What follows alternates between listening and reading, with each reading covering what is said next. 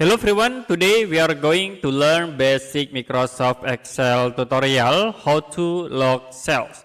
Make sure you check the log cell tools. You can right click, go to format cells and then click on the protection tab and check for locked.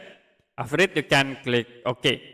Now you can go to review menu and then you can click protect sheet. Will be show the options. You can check for select lock cells and select unlock cells. After it, click OK again. So it will be automatically lock the cells. Okay, that's it for basic Microsoft Excel tutorial how to lock cells. If you have any question about tutorial, you can comment below this video.